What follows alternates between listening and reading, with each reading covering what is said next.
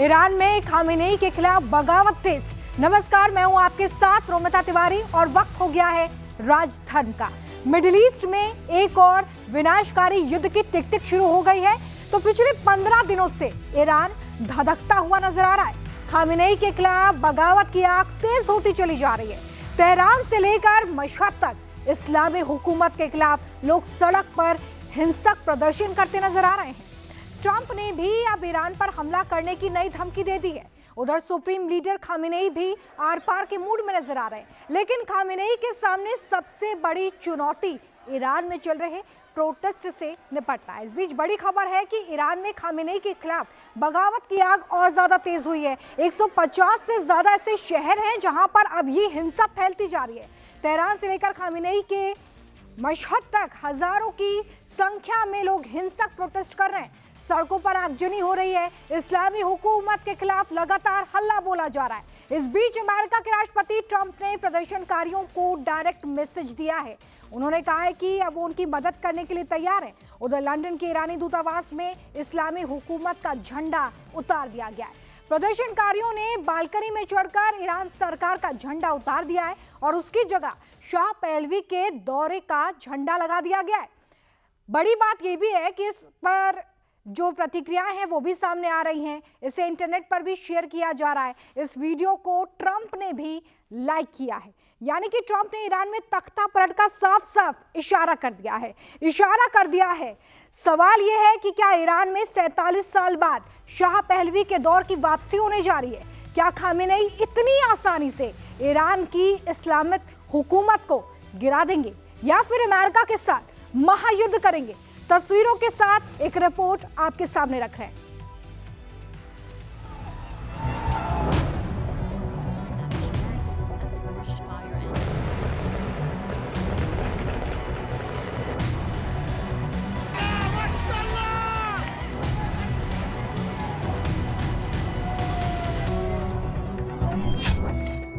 Khamenei से Iran को आजादी दिलाने के लिए ट्रंप है तैयार।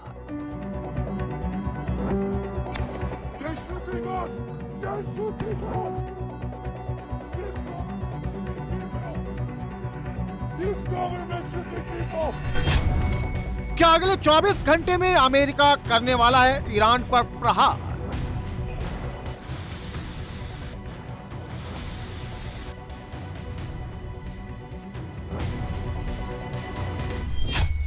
क्या खामेनेई ने 48 घंटे में बिछा दी 2000 से ज्यादा लाश?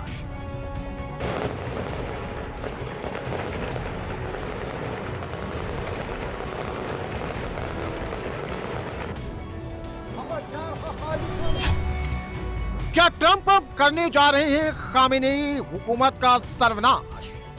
We will get involved. We'll be hitting them very hard where it hurts. Khamenei ने अंडरग्राउंड मिसाइल सिटी की एक्टिवेट। मिडिल ईस्ट में सभी अमेरिकी बेस ईरानी मिसाइलों के टारगेट पर।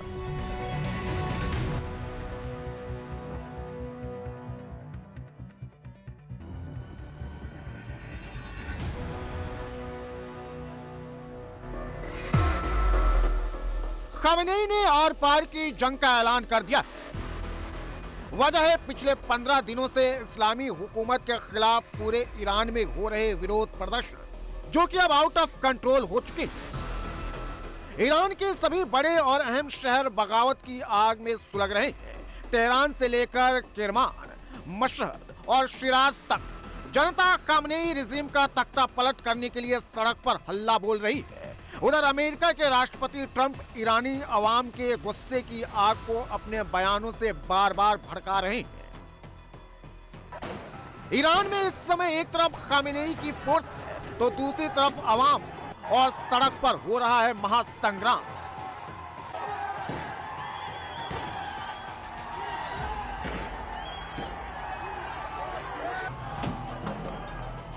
खामेनेई के खिलाफ हर तरफ गुस्से की आग धधक रही है। ईरान की सड़कों पर प्रदर्शनकारी खुलेआम शाह पहलवी के दौर का झंडा लहरा रहे हैं।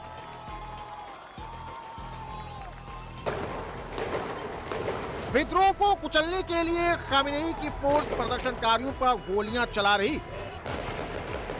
लेकिन पब्लिक सड़क से टस से मस नहीं होने का नाम ले रही।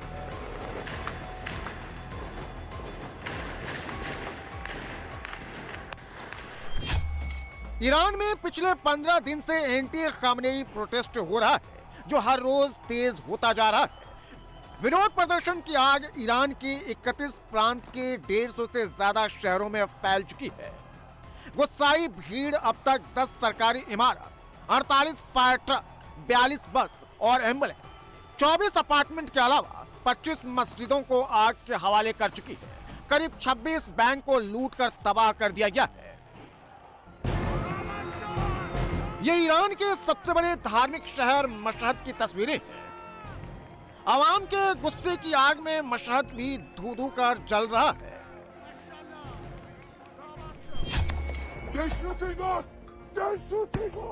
मशहद खामनेई का गढ़ है। साल 1939 को इसी मशहद में खामनेई का जन्म हुआ था। खामनेई ने अपनी शुरुआती धार्मिक शिक्षा यहीं हासिल की।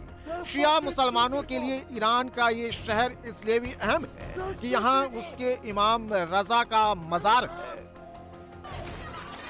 लेकिन आज खामनेई के इसी गढ़ में जनता ने विद्रोह कर दिया।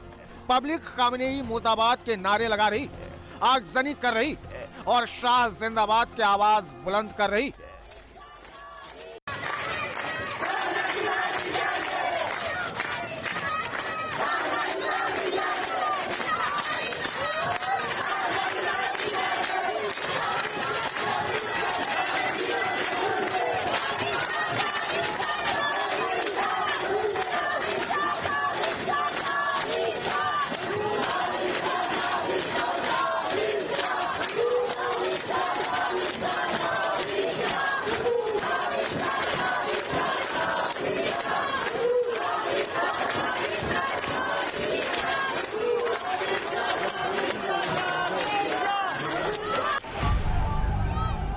मशहद में हर तरफ आगजनी और तोड़फोड़ हो रही है। पब्लिक ने पूरे सिस्टम को हैंग कर दिया है। प्रदर्शनकारियों को डराने के लिए सुरक्षा बल उन पर फायरिंग कर रहे हैं। They're shooting us! They're shooting us! This government shooting people! This government shooting people! They're fucking shooting us! They're shooting us! Please help! Iran में इंटरनेट बंद है, पूरी तरह से ब्लैकआउट है। सेना की गोलियों से कितने लोगों की मौत हो चुकी है, इसका अंदाजा लगाना मुश्किल है। कोई 78 मौतें बता रहा है, कोई 72 मौतों का आंकड़ा दे रहा है, कोई कह रहा है 116 लोग मारे जा चुके हैं, तो कहीं सिर्फ तेहरान में 217 मौतों का दावा किया जा रहा है। यूके बेस्ड ईरान इंटरनेशनल के मुताबिक ईरान में सिर्फ 2 दिन के अंदर 2000 से ज्यादा लोगों का कत्लेआम हो चुका है। ये तेहरान फॉरेंसिक मेडिसिन सेंटर की तस्वीरें हैं, जहां हर तरफ बॉडी बैग में लाश बिखरी पड़ी है। परिवार के लोग अपने अपने परिजनों की डेड बॉडी की पहचान कर रहे हैं। सवाल है कि क्या अब ईरान में चल रहे इस कत्लेआम को रोकने के लिए ट्रंप कोई बड़ा कदम उठाएंगे? क्या ट्रंप ईरान पर हमला करके खामनेई को सत्ता से हटाएंगे?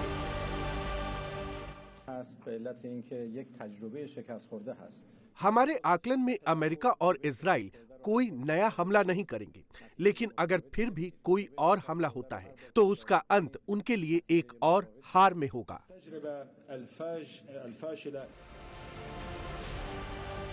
अवाम खामनेई के फोर्स पर भड़की हुई है।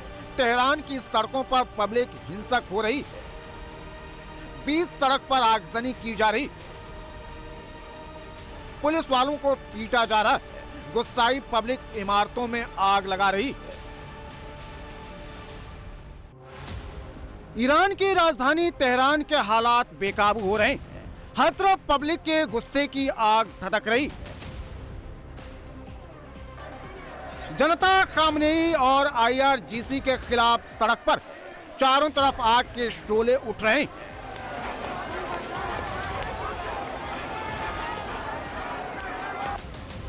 जैसे जैसे दिन गुजर रहा है, वैसे वैसे विद्रोह की ये आग और तेज हो रही है। तेहरान की ज्यादातर सड़कें रात होते ही खामनेई विरोधी नारों से गूंजने लगती हैं।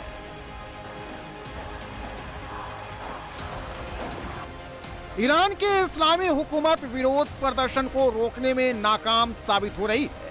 भीड़ इतनी उग्र और इतनी ज्यादा है कि सुरक्षा बल पीछे हटते जा रहे हैं और जनता आगे बढ़ती जा रही है।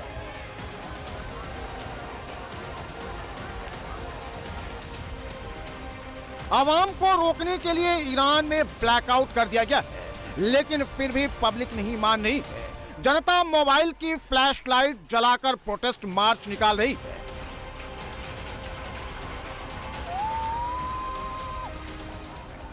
तेहरान की सड़कों पर जिस तरह से प्रदर्शन में लोग जुट रहे हैं, उसे देखकर लगता है कि खामनेई की सत्ता अब ज्यादा दिन नहीं टिकेगी। पब्लिक तख्ता पलट करके रहेगी।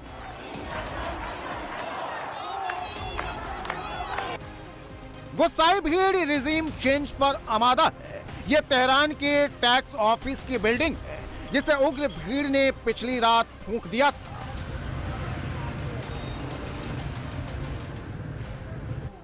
यह तेहरान की अबूजर मस्जिद है। भीड़ ने इस मस्जिद को भी आग के हवाले कर दिया है। प्रदर्शनकारी इस समय कुछ नहीं देख रहे हैं, खामनेई की हुकूमत से जुड़ी हर चीज को फूंक रहे हैं। फिर चाहे वो तेहरान के सड़कों पर लगी IRGC कुद्स फोर्स के मारे जा चुके कमांडर कासिम सुलेमानी के बिलबोर्ड्स और पोस्टर ही क्यों न हो, गुस्साई भीड़ सब कुछ जलाकर खाक कर रही है।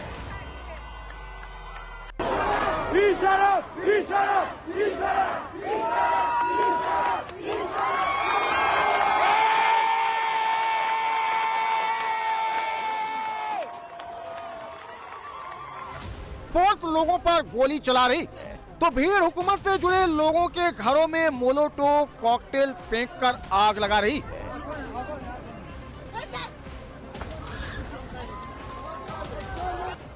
ईरान के बाबोल में भीड़ ने एक लोकल पुलिस स्टेशन पर हमला करके उसे आग के हवाले कर दिया। भीड़ ने हिरासत में लिए गए लोगों को आजाद करवा लिया। कुछ ऐसा ही मंजर करज में भी दिखा है। यहाँ भी भयंकर प्रोटेस्ट हो रहा है। खामनेई के खिलाफ सैकड़ों लोग सड़क पर उतर चुके हैं, सरकारी इमारतों को आग के हवाले कर रहे हैं।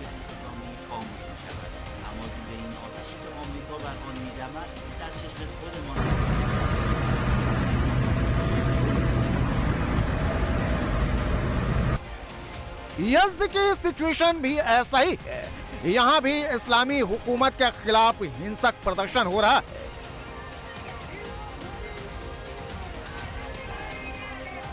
ईरान की हर सड़क अब युद्ध भूमि बन गई है। किरमान से आई यह तस्वीर बता रही है कि ईरान की आवाम अब परिवर्तन चाहती है।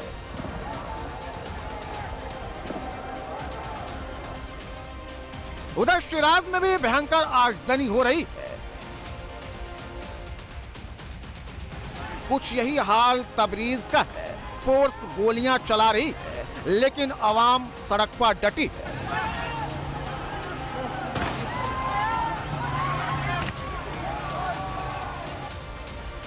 ईरान में तख्ता पलट की मांग फुल वॉल्यूम में गूंज रही है। ट्रंप की लेटेस्ट पोस्ट भी इशारा कर रही है कि अमेरिका बहुत जल्द ईरान में कोई बड़ा खेल करने जा रहा है। ट्रंप के इरादे को समझने के लिए इस तस्वीर को देखिए। यह लंदन के ईरानी दूतावास का मंजर है, जहां खामनेई विरोधी युवक दूतावास की बिल्डिंग पर चढ़कर इस्लामिक रिपब्लिक ऑफ ईरान का झंडा उतार देता है और उसकी जगह शाह पहलवी के दौर का झंडा लहरा देता है। यह वीडियो इंटरनेट पर तेजी से शेयर हो रहा है। खुद ट्रंप ने भी इस वीडियो को लाइक किया है, यानी ईरान में शाह की वापसी का इशारा कर दिया है। मुझे पक्की रिपोर्ट मिली है कि इस्लामी रिपब्लिक को सड़कों पर लाखों लोगों का सामना करने के लिए भाड़े के सैनिकों की गंभीर कमी का सामना करना पड़ रहा है। अब तक कई सशस्त्र और सुरक्षा बलों ने अपने काम छोड़ दिए हैं या लोगों को दबाने के आदेशों का पालन नहीं किया है। खामेनेई के पास अब केवल हिंसक भाड़े के सैनिकों का एक छोटा सा समूह बचा है, जो अपने अपराधी नेता की तरह ईरानी नहीं और ईरान विरोधी हैं, और उन्हें आप ईरान की महान जनता दुश्मन लगते हैं। जान ले कि उनके कुकृत्यों के परिणाम भुगतने होंगे। कुछ रिपोर्ट्स के मुताबिक ट्रंप अब ईरान पर स्ट्राइक करने का मन बना चुके हैं। ट्रंप की टीम ने उन्हें ईरान में मौजूदा हालात को लेकर ब्रीफ किया है, हमलों के विकल्पों की जानकारी दी है। टीम ने ट्रंप को बताया कि ईरान पर कहां-कहां टारगेट किया जा सकता है। ट्रंप की टीम ने उन्हें ईरान के गैर सैन्य ठिकानों पर हमला करने के बारे में भी बताया है। उधर सुप्रीम लीडर खामेनेई भी आर पार के मूड में है, कह रहे हैं कि इस जंग में ईरान की इस्लामी हुकूमत की जीत मिलेगी।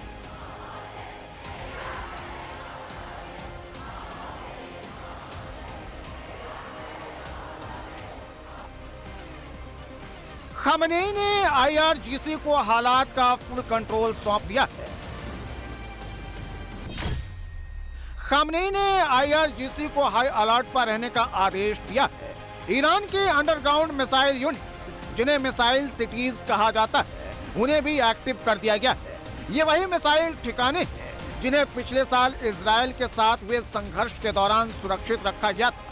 सुरक्षा एजेंसियों का मानना है कि किसी भी विदेशी दखल के बाद हालात मिडिल ईस्ट में विनाशकारी युद्ध की ओर जा सकते हैं। Khamenei said he would not give in to the people, but the uprising has shown that the will of the people and the resistance is stronger than the Revolutionary Guards and dozens of the regime's security and military institutions. Of course, our people have paid a high price with many young lives lost. They represent the legitimate demands of the people who want a life based on human dignity, a democratic republic with separation of religion and state, and gender equality. We call on the international community to fulfill a long overdue responsibility to recognize the struggle of the Iranian people and the fight of the young protesters to overthrow the religious dictatorship. यानी Iran इस समय बारूद के ढेर पर है। अगर public Khamenei हुकूमत को जड़ से उखाड़ने पर तुली है, तो बाहर से अमेरिका और इजरायल के हमले का खतरा लगातार बना हुआ है।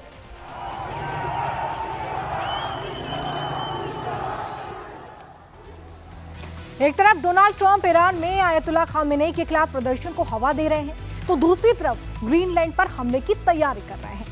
ट्रंप हर हाल में दुनिया के सबसे बड़े इस आइलैंड देश पर कब्जा चाहते हैं, लेकिन बड़ा सवाल है कि आखिर ट्रंप इस बर्फीले देश पर कंट्रोल क्यों चाहते हैं? सामरिक और आर्थिक तौर पर यह देश अमेरिका के लिए क्यों इंपॉर्टेंट है? क्या बर्फ में दबी अरबों डॉलर की अकूत दौलत पर ट्रंप की नजर है? एक एक डिटेल इस रिपोर्ट में समझिए।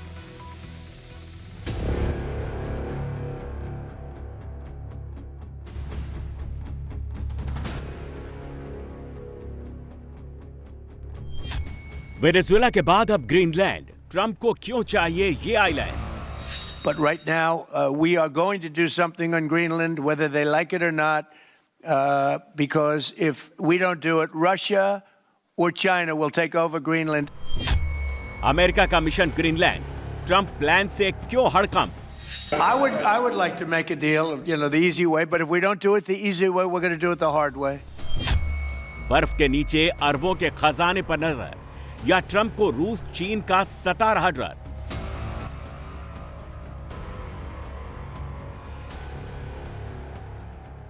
वेनेजुएला पर कब्जे के बाद अब अमेरिकी राष्ट्रपति डोनाल्ड ट्रंप मिशन ग्रीनलैंड में जुट गए हैं। ट्रंप हर हाल में दुनिया के सबसे बड़े इस आइलैंड देश को हासिल करना चाहता है। इसके लिए वो किसी भी हद तक जाने को तैयार है। वेस्टर्न हेमिस्फीयर में ग्रीनलैंड डेनमार्क की राजशाही के अधीन है। ट्रंप का यहां से कोई पंगा नहीं है, अमेरिका से कोई झगड़ा नहीं है। डेनमार्क, ग्रीनलैंड दोनों ही अमेरिका के वफादार देशों के गुट में है। फिर भी ट्रंप की सनक ग्रीनलैंड पर कब्जा करने की है और इसके लिए ट्रंप ने हमले तक की धमकी दी है। I would like to make a deal, the easy way, but if we don't do it the easy way, we're going to do it the hard way.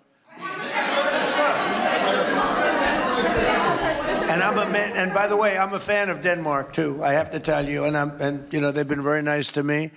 I'm a big fan, but the fact that they had a boat land there 500 years ago doesn't mean that they own the land. I'm sure we had lots of boats go there also.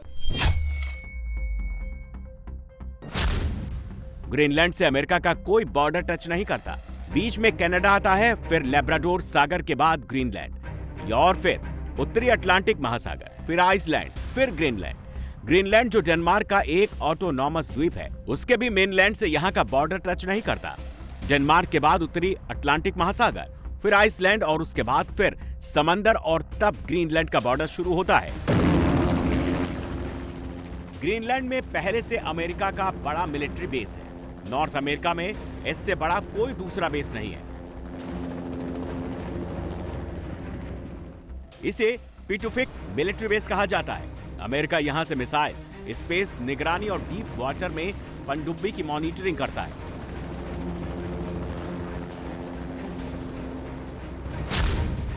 ज्यादातर समय बर्फ से ढके रहने वाले Greenland का सामरिक और आर्थिक महत्व बहुत ज्यादा है।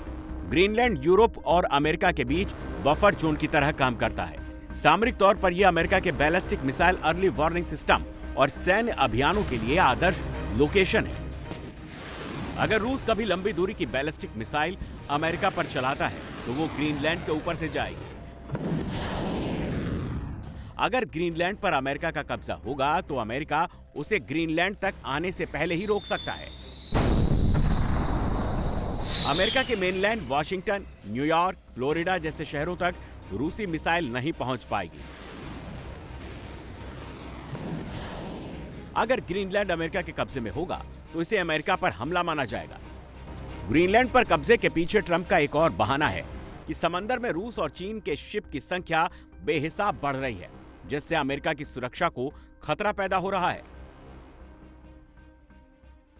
We need that because if you take a look outside of Greenland right now, there are Russian destroyers, there are Chinese destroyers and bigger, there are Russian submarines all over the place.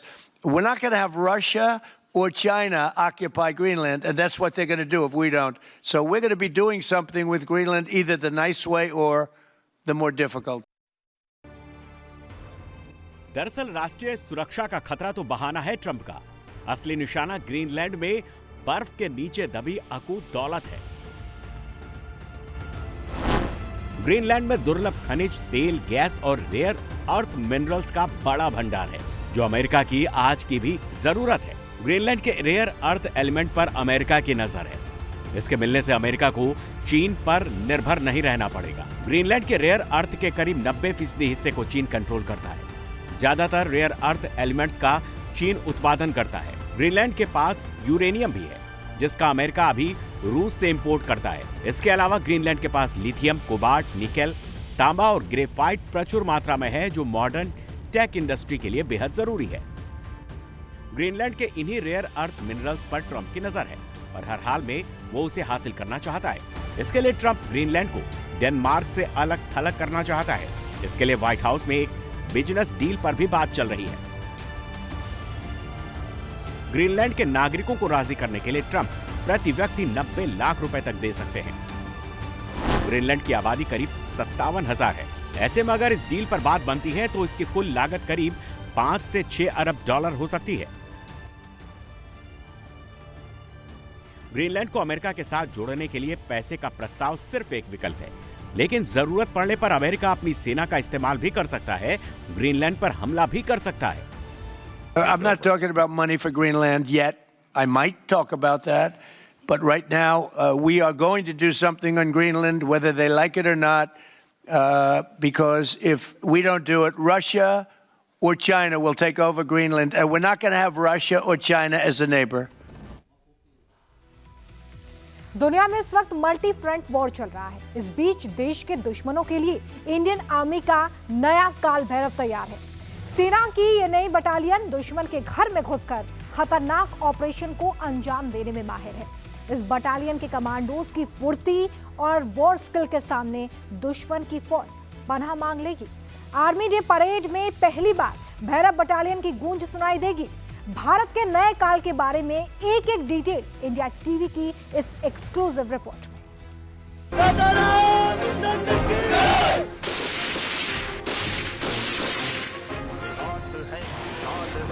Bhairav Mahakal है, हाथ में त्रिशूल धरे तांडव विकराल है, काल का कोलाहल तेरे डमरू की ताल। भारतीय सेना की नई बटालियन भैरव के नाम से कांपते दुश्मन। विशाल है भैरव महाकाल है, हाथ में त्रिशूल धरे तांडव विकराल है, काल का कोलाहल। दुश्मन का काल बनकर टूट पड़ेगी भैरव बटालियन।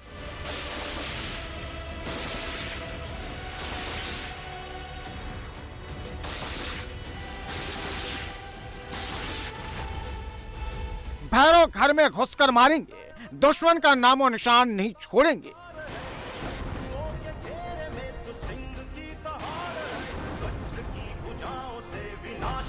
प्रहार है जो गर्जना से मार दे, ऐसी तू हुंकार है, शिवाजी की ललकार है, गुरु गोविंद की जयकार है। ये भारतीय सेना की सबसे नई भैरव बटालियन है।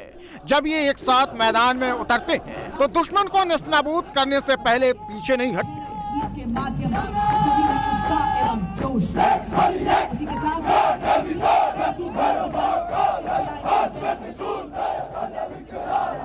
भैरव कमांडो को बॉर्डर पार करके ऑपरेशन करने के लिए तैयार किया गया है। इनका चेहरा कोई नहीं देख पाता है। अगर किसी ने चेहरा देख लिया तो वो कुछ और देख नहीं पाएगा।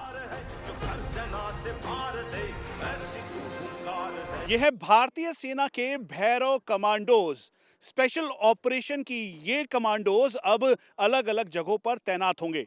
भारतीय सेना के स्पेशल फोर्सेस की तर्ज पर ही इनको मल्टी डोमेन ऑपरेशन में महारत हासिल है। इसका मतलब है लैंड, एयर, वाटर, स्पेस और साइबर।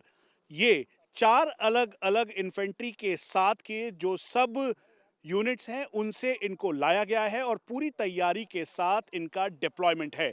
और यही वजह है कि अब देश के अलग अलग मोर्चों पर इनकी तैनाती है।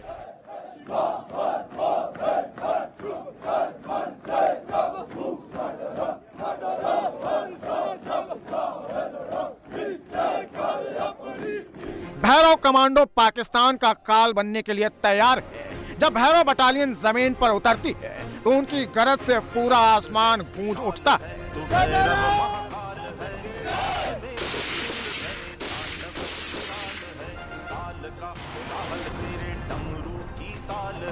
धर्म की रक्षा करे, देश की तू बाल है, शाल है तू। भैरव कमांडो की ट्रेनिंग कितनी एडवांस होती है इसका अंदाजा सिर्फ एक एक फायरिंग प्रैक्टिस बोर्ड से लगा सकते हैं।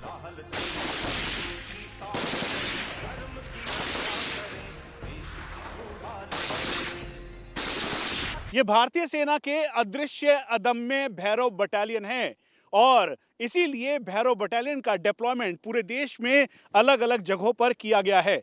इनकी खास ट्रेनिंग और इसी वजह से इनकी तैनाती के साथ इनको मॉडर्न इक्विपमेंट और वॉरफेयर में ट्रेंड किया गया है। मल्टी डोमेन ऑपरेशन यानी land, air, water, space, cyber सब जगह इनको इक्विप्ड करने के साथ साथ पूरी तैनाती इनकी चाहे लाइन ऑफ एक्चुअल कंट्रोल हो या फिर लाइन ऑफ कंट्रोल इनको किया गया है। एक बटालियन में करीबन 250 के लगभग जवान हैं और आप ये समझ लीजिए कि अंतरराष्ट्रीय बॉर्डर से लेकर लाइन ऑफ कंट्रोल तक हर जगह ये दुश्मन के हौसलों को पस्त करने के लिए पूरी तरह से तैयार हैं और इसीलिए ये भैरव बटालियन अब तैयार कर ली गई है। पिछले 5 महीने से भैरव कमांडो को स्पेशल वेपन, स्पेशल ऑपरेशन की ट्रेनिंग दी जा रही है। प्रहार है जो गर्जना से मार दे, शिवाजी की ललकार है, गुरु गोविंद की। भारतीय सेना ने वॉर नेचर के बदलाव को देखते हुए नई बटालियन भैरव तैयार की है। ये बटालियन चीन और पाकिस्तान से लगते बॉर्डर के साथ साथ देश के भीतर किसी भी ऑपरेशन को अंजाम देने के लिए पूरी तरह सक्षम है।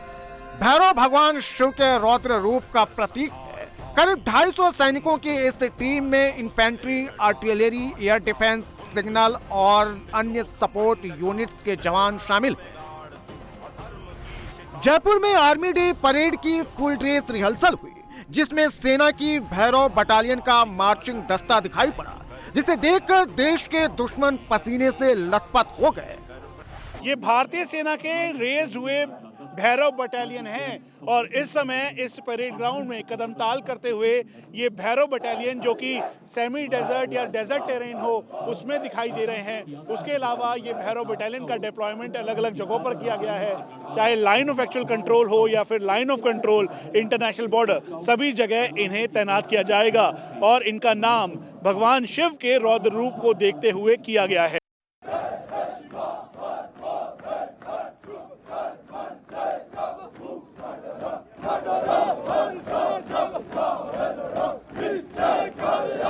भैरव बटालियन को बहुत बड़े ऑपरेशन के लिए तैयार किया जा रहा है। क्या ये वही ऑपरेशन है जिसका डर पाकिस्तान को महसूस होने लगा है?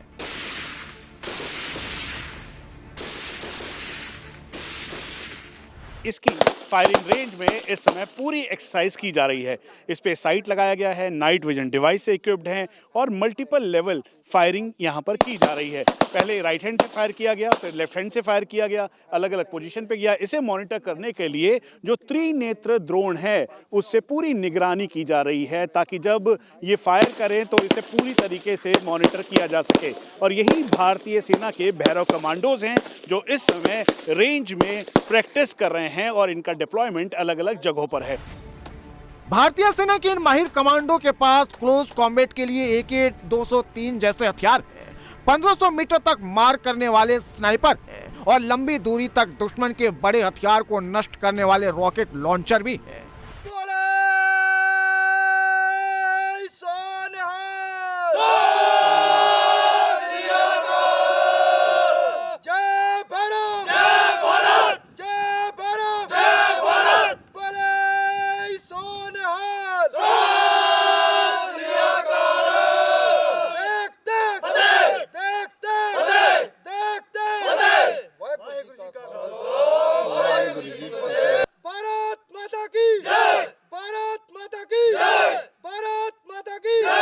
ये मार्क्समैन हैं जिनको भैरव बटालियन के अंदर ट्रेंड करके इस बटालियन का अहम हिस्से के तौर पर रखा गया है। इस समय भैरव बटालियन पूरे देश के अलग अलग कोनों पे अपने मॉडर्न हथियार के साथ तैनात है, ताकि स्पेशल फोर्स और घातक के बीच का एक जो गैप था उसको ब्रिज करते हुए ये मल्टी डोमेन ऑपरेशंस कर सके। यानी भैरव के योद्धा हर तरह के हथियारों से लैस हैं। ये बटालियन छोटे ऑपरेशन से लेकर बड़े जोखिम वाले मिशन के लिए पूरी तरह से तैयार है।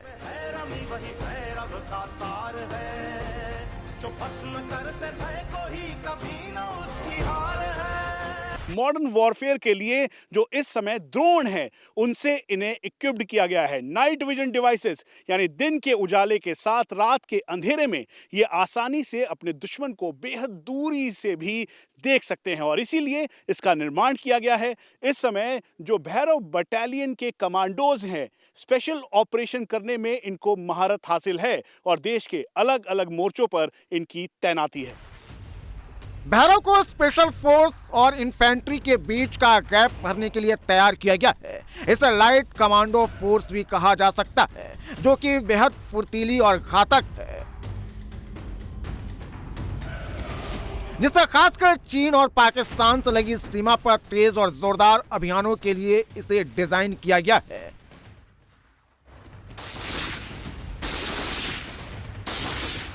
ये अदृश्य अदम्य वाले भैरव बटालियन हैं। हाईली मॉडर्न इक्विपमेंट के साथ इन्हें इक्विप किया गया है। देश के अलग अलग इलाकों में इनका डिप्लॉयमेंट है और यही वजह है कि पाकिस्तान सबसे ज्यादा परेशान इस समय इनसे है।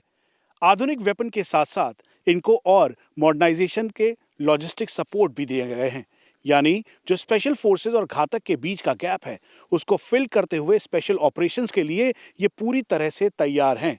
हमारे साथ इस समय भैरव बटालियन के कमांडिंग ऑफिसर हैं सर, क्या एम है, कितनी तैयारी है, और जब ये बैच लगता है, जैसे स्पेशल फोर्सेस का जो बलिदान का बैच होता है, एक गर्व की अनुभूति देता है, और जब ये अदृश्य अदम्य लगता है तो कैसी फीलिंग है, साथ में तैयारी है, ट्रेनिंग है, इक्विपमेंट एंड प्लेटफॉर्म्स हैं?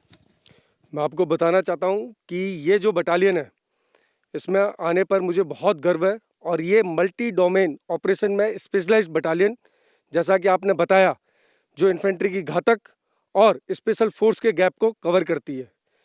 ये बटालियन ना केवल ट्रेनिंग बल्कि मॉडर्न वेपन, मॉडर्न टेक्नोलॉजी और मॉडर्न वेपन सिस्टम के साथ साथ यहाँ पर मेंटल रोबस्टनेस इस बटालियन की ताकत है। ये बटालियन का जो एम है वो है दिए गए किसी भी टास्क को क्विकेस्ट टाइम फ्रेम में कंप्लीट करना, और उस टाइम फ्रेम में दुश्मन के ऊपर घात लगाकर हमला करके उसको बर्बाद करना। क्योंकि मॉडर्न वॉरफेयर का जिक्र कर रहे हैं, दिन के उजाले के साथ रात के ऑपरेशंस बहुत इंपॉर्टेंट हैं। कैसे इक्विप्ड हैं, क्या एम, क्या मोटिव? जैसा कि मैंने बताया कि ये बटालियन क्विकेस्ट टाइम फ्रेम में करती है, जिसके लिए हमने फिजिकल एंड्योरेंस पर बहुत जोर दिया गया है, साथ ही में modern weapon and modern technology, जिसमें drone warfare, cyber warfare, multi domain operation के लिए तैयार किया गया है। कई महीनों की ट्रेनिंग के बाद आज मैं बड़े आत्मविश्वास के साथ कह सकता हूं कि ये बटालियन पूर्णतः तैयार है, और ये किसी भी प्रकार के ऑपरेशन के अंजाम देने के लिए तैयार है।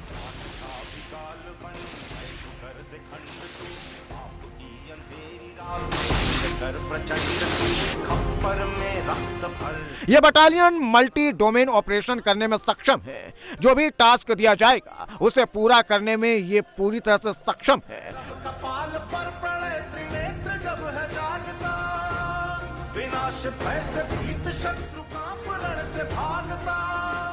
मॉडर्न वॉरफेयर में मल्टी डोमेन ऑपरेशंस किए जा रहे हैं, और रात के अंधेरे में 70% ऑपरेशन की तैयारी इस समय भारतीय सेना अलग अलग जगहों पर कर रही है।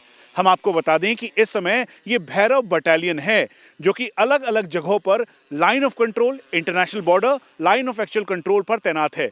इनको पूरे मॉडर्न इक्विपमेंट के साथ इक्विप किया गया है। ये 28 केजी का बैटल लोड है, उसको लेकर इस समय भारतीय सेना के जवान पूरी तैयारी के साथ हैं। हम बता दें, ये इस समय अभ्यास का हिस्सा है, क्योंकि पहली बार आर्मी डे परेड पर ये पार्टिसिपेट कर रहे हैं। हाल ही में इनका गठन किया गया, फॉर्मेशन के बाद इनको अलग अलग जगहों पर डिप्लॉय किया गया, और यही वजह है कि भैरव बटालियन रात में नाइट विजन डिवाइसेस के साथ पूरी तरह इक्विप्ड है। इसमें आर्टिलरी, उसके अलावा सिग्नल्स, इन्फेंट्री और जो बाकी भारतीय सेना के जो सपोर्टिंग आर्म्स हैं, उनके ऑफिसर्स और जवान तैनात हैं, और इसीलिए इसे इक्विप्ड किया गया है ताकि चाहे एयर सर्वेलेंस हो या फिर उसके अलावा मल्टी डोमेन ऑपरेशंस, इनमें कामयाबी के साथ ये अपने जो टारगेट हैं उसको पूरी तरह से अचीव कर सके और दुश्मन को ध्वस्त कर सके।